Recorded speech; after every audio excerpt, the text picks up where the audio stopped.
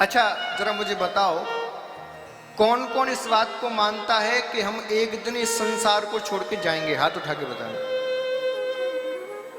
सब मानते हो? यानी कि सब ज्ञानी हो। अच्छा कितने दिनों के लिए जाओगे, कुछ आइडिया है? कुछ आइडिया है? बोले महाराज तो हमेशा के लिए जाना है। अच्छा एक बात बताओ, आप 7 दिन के लिए वृंदावन आए हो, कितने बैग लेके आए हो? तो वो सब 3 नेक्सी छोरी 3 बैग लेके आई। अच्छा दोनों को 3। 7 दिन के लिए आए हो तो 2-2 3-3 बैग लेके आए हो। घर में 2 दिन पहले से तैयारी भी कर रहे होगे, पैकिंग कर रहे होगे, वस्त्र आदि पे इस्त्री कराना, धोना इत्यादि काम कर रहे हैं। यानी कि 4 दिन पहले से तैयारी और 2 बैग केवल 7 दिन के लिए। भैया जब 7 दिन के लिए इतनी तैयारी कर रहे हो और जहां परमानेंट जाना है वहां की तैयारी किसी ने की? जहां हमेशा के लिए जाना है वहां के लिए कोई बैग किया, कोई तैयारी की? बोलिए बंधुओं, ये कथा क्या है, ये भजन क्या है? मैं आपसे सत्य कहूं तो ये और कुछ नहीं, ये केवल और केवल मृत्यु की तैयारी है। जब आप जाओगे ना तो आपसे ये नहीं पूछा जाएगा कि आपने कितने पराठे खाए, कितने शहरों में घूमे, कितने जोड़ी वस्त्र बदले। आपसे पूछा जाएगा भैया कितना भजन किया, कितना दान दिया, कितनी कथा सुनी। वृंदावन में एक संत रहते थे, तो कोई भी व्यक्ति उनके पास जाता तो एक प्रश्न करते थे, जेब में कितना है? क्या करते? जेब में कितना है? अब सामान्य आदमी क्या समझे, वो जितना जेब में होता निकाल के चरणों में रख दे, बोले इतना है। एक डंडा लेते और डंडा मार के भगा दे, भाग यहां से। वो सोच रहा बोले शायद मुझे लगता है महाराज जी को और ज्यादा चाहिए था, कम है।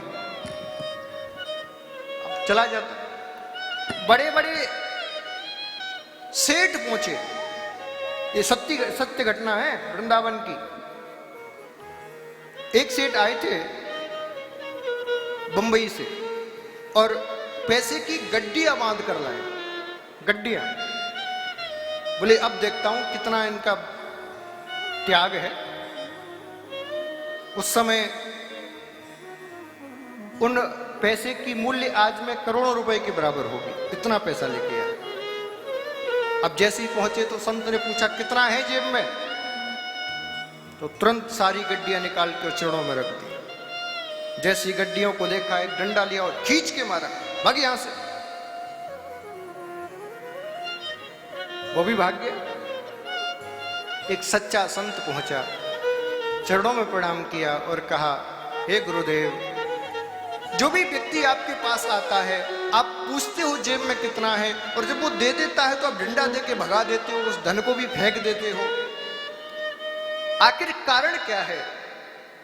तो संत बोले भैया मैं ये नहीं पूछता कि तेरी जेब में धन कितना है, मैं पूछता हूं तेरी जेब में भजन कितना है। मैं धन की नहीं पूछता, भजन की पूछता हूं। और कोई व्यक्ति भजन मुझे दिखाई नहीं पाता, कोई, मैं तो उसका इंतजार कर रहा हूं। मैं उससे पूछूं अरे तेरी जेब में कितना है, और वो कहे जितना आपके हृदय में है उतना मेरी जेब में है, मैं उसको हृदय से लगा। सच्चा धन आपका क्या है? ये रुपया पैसा, ये धन, ये गाड़ी, ये बंगला एक समय के बाद आपके किसी काम का नहीं रहेगा। संसार में अच्छा जीवन जीने के लिए ये भी सब आवश्यक हैं। मैं ये नहीं कह रहा कि इन सबको त्याग दो, नहीं। गृहस्थ आश्रम में यदि आप रह रहे हो तो आपको प्रचुर मात्रा में धन कमाना आवश्यक है। अच्छे से रहना, अच्छा खान पान करना आवश्यक है। भगवान कभी नहीं कहते कि वस्तुओं का उपभोग मत करो। अरे वस्तुएं आप और हम सब के लिए ही बनाई गई हैं, तो फिर क्या करें? बोले उपभोग तो करो, लेकिन इनके प्रति ममता मत रखो। दिया भगवान की कृपा थी, ले लिया वो भी भगवान की इच्छा थी। ममता यदि आपके हृदय में किसी भी वस्तु के प्रति आ गई तो बस वही बंधन का कारण है। मैं तो कहता हूं गृहस्थी व्यक्ति को महलों में रहना चाहिए। हाँ, सोने चांदी के खूब आभूषण पहनो, खूब चकाचक पाओ। अरे भगवान ने दिया है तो क्यों ना पाए, लेकिन उसके प्रति ममता ना हो। 56 भोग यदि पा रहे हो उतना आनंद आए, और कभी सूखी रोटी मिल जाए फिर भी उतना ही आनंद आए, तो आप कुछ भी करो आपको दोष नहीं लगेगा। और कहीं 56 भोग एसी में पा रहे हो, एसी में बैठे हो तब तो सुखी, और कभी सूखी रोटी मिल गई तो दुखी, तो भैया यही नरक का द्वार है। फिर समझ जाओ कि आपका फिर उद्धार नहीं होने वाला। हाँ, मैंने ये चीज महसूस की इसलिए बता रहा हूं आपको। हर चीज का उपभोग करो, लेकिन उस वस्तु से ममता मत रखो।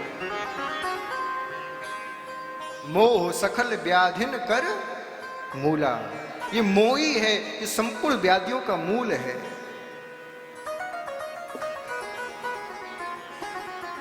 इसीलिए जब कोई पूछे कि भैया कहाँ जा रहे हो, तो ये मत कहा करो कि कथा सुनने जा रहे हैं। कहा करो भैया अब हमारा समय आने वाला है, तो बस उसकी तैयारी करने के लिए जा रहे हैं। हाँ, मृत्यु की तैयारी है भागवत। रामचरितमानस आपको सिखाती है जीवन में जीना कैसे है, एक भाई का क्या कर्तव्य है, एक पुत्र का क्या कर्तव्य है, एक मां का क्या कर्तव्य है। लेकिन भागवत आपको सिखाती है कि मरना कैसे है।